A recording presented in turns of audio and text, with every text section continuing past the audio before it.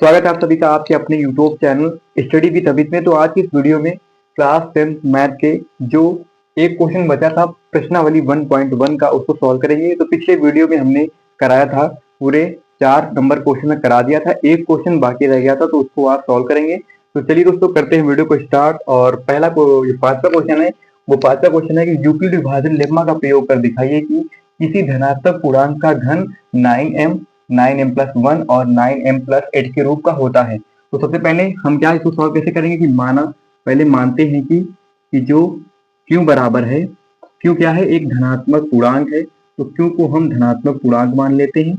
Q एक धनात्मक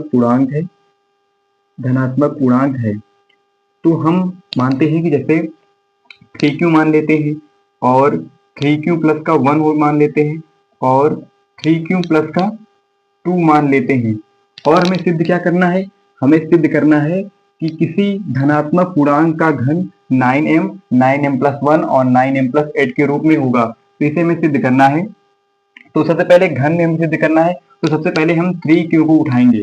तो पहला उठाएंगे 3q, तो 3q उठाएंगे, इसका कर देंगे घन, और इसका जब घन कर देंगे तो हमारे पास वैल्यू आ जाएगी 27q का क्यूब कर देंगे। तो इसको हम लिख सकते हैं 9 × 3q का क्यूब। तो 3q क्यूब को हम मान लेंगे m, यानी इसको हम मान लेंगे कि 3q का क्यूब बराबर m। इसको हमने मान लिया तो ये जो वैल्यू हो जाएगी वो हो जाएगी 9 तो बाहर है और 9 और इसको हमने मान लिया m, तो यहाँ पर 9m हो जाएगा, यानी कि पहला हमारा मिल चुका है। आप दूसरे को चेक करते हैं और दूसरा उठाते हैं। यहाँ से दूसरा उठाएंगे 3q प्लस का 1 और इसका हम क्यूब कर देंगे।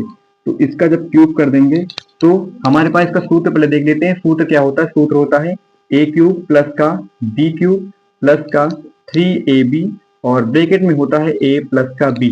तो इस फॉर्मूले से इसको सॉल्व करेंगे। तो सबसे पहले मान रखेंगे, इसका मान रखेंगे तो ये 27 का क्यू का क्यूब हो जाएगा, और ये b का मान रखेंगे तो b का एक ही रहेगा, और 3 में रखेंगे तो ये हो जाएगा 3 × 9 क्यू हो जाएगा ये, और ब्रैकेट में यहाँ पर रखेंगे 3q, a का मान रखेंगे, b का मान 1 है तो 1 रख देंगे, और इसको सॉल्व पहले कर लेंगे। तो सॉल्व करेंगे तो ये 27 क्यू का क्यूब हो जाएगा प्लस का 1 और प्लस का यहाँ से गुणा करेंगे तो 9 × 3 27 हो जाएगा, 27 क्यू का स्क्वायर हो जाएगा, क्यू और क्यू का गुणा होगा तो स्क्वायर हो जाएगा, और प्लस का 9q इसको लिख देंगे। अब उसके बाद इसमें कॉमन लेंगे तो इसमें हमने 9 कॉमन लिया, 9 कॉमन लेंगे तो 9 × 27 3 बच जाएगा, क्यू का क्यूब बचेगा, और प्लस का अब क्यूब के बाद स्क्वायर वाला है तो स्क्वायर वाला उठाएंगे, और इसमें जब भाग करेंगे तो 9 × 27 यहाँ पर भी 3 होगा और यहाँ पर क्यू स्क्वायर होगा, और इसको लेंगे तो यहाँ पर बचेगा क्यू। तो इसको ले लेते हैं। तो यहाँ पर मानेंगे क्या, अब यहाँ पर मानेंगे कि 3q² क्यूब प्लस का 3q² प्लस का q, इसको हम मान लेंगे कि m है। इसको हमने माना कि 3q क्यूब प्लस का 3q² प्लस का q, इसको हमने m मान लिया। तो जो ये वैल्यू हो जाएगी 9 तो बाहर ही है, और इसको हमने m मान लिया तो इसको m मानेंगे, लेकिन जो हमारा a था इसको हमने बाहर रखा है और सिर्फ इसको ही हमने अंदर रखा है, तो इसको हमने m मान लिया तो m, और +1 बाहर है तो +1 बाहर से इसमें सेट कर दिया। तो दूसरा हमारा मिल चुका है। तीसरे को चेक करते हैं कि 3q प्लस का 2 से चेक करते हैं। तो 3q2 तीसरा चेक करते हैं 3q प्लस का 2 से, इसका भी क्यूब करेंगे। तो क्यूब करेंगे तो फॉर्मूला यही लगेगा a³ प्लस b³ प्लस का 3ab ब्रैकेट में a प्लस b। तो a का क्यूब करेंगे तो 27 क्यू का क्यूब हो जाएगा, और प्लस ये हमारा 2 क्यूब हो जाएगा 8, और प्लस का इसका करेंगे तो 3 दूनी 6 और 6 18, तो 18 क्यू हो जाएगा, और उसके बाद a प्लस b में 3q लिखेंगे और प्लस का 2 लिख देंगे। तो इसके बाद ये हो जाएगा 27 का क्यूब हो जाएगा और प्लस का 8 हो जाएगा, और प्लस का इसको यहाँ पर अंदर मल्टीप्लाई गुणा करेंगे तो 18 से 54 हो जाएगा, 54, और क्यू का क्यू से गुणा होगा तो क्यू स्क्वायर हो जाएगा, और 18 दूनी 36 हो जाएगा, तो 36 क्यू हो जाएगा। और इतना हो गया हमारे पास।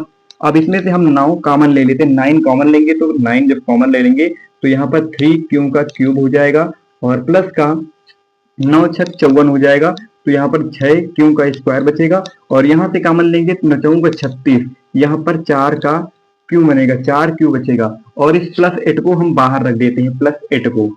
तो इसके बाद क्या होगा, इस वैल्यू को जो 3 क्यू है, 3 क्यू का क्यूब हो जाएगा, प्लस का 6 क्यू का स्क्वायर हो जाएगा, प्लस का 4 क्यू। इस वैल्यू को हम मान लेंगे m। इसको हमने माना कि ये वैल्यू पूरी m है, तो इसको जब मान लेंगे तो यहाँ पर हमारा 9 बचा है तो 9 लिख देंगे, और इस पूरी वैल्यू को हमने m मान लिया है तो इसको m लिख देंगे, और बाद में हमारा 8 बचा हुआ है तो 8 को उतार लेंगे। तो बस इतना ही सॉल्व करना था। तो यहाँ पर हमारे तीनों जो मान है, क्या सिद्ध करना था कि दिखाइए कि धनात्मक पूर्णांक का जो घन होगा, ये जो धनात्मक पूर्णांक है इनका जो घन होगा वो ये मिलता है कि नहीं मिलता है। तो हमने सिद्ध किया कि ये तीनों मान हमारे मिल गए हैं। अगर हम इस संख्या का घन करेंगे तो हमें ये संख्याएं मिल जाएंगी। तो आई होप आप लोग को आज की वीडियो पसंद आई होगी, तो वीडियो लाइक कर देना, चैनल को सब्सक्राइब कर देना। तो आज की वीडियो प्रश्नावली 1.1 थी, उसमें सिर्फ यही एक क्वेश्चन बचा था, बाकी हमने सब क्वेश्चन कर लिए थे। तो कल मिलते हैं। उससे पहले इस प्रश्नावली के जितने भी एमसीक्यू होंगे उन एमसीक्यू को भी हम करेंगे। तो इसके बाद जो क्लास होगी वो एमसीक्यू की होगी, उसमें सिर्फ पूरे 5 क्वेश्चन होंगे, क्योंकि हर चैप्टर से एमसीक्यू पूछे जाते हैं, तो इस चैप्टर में भी हम एमसीक्यू कराएंगे। तो प्रश्नावली 1.1 के जो 5 एमसीक्यू होंगे वो कल की क्लास में होंगे। तो मिलते हैं कल की क्लास में, तब तक के लिए जय हिंद।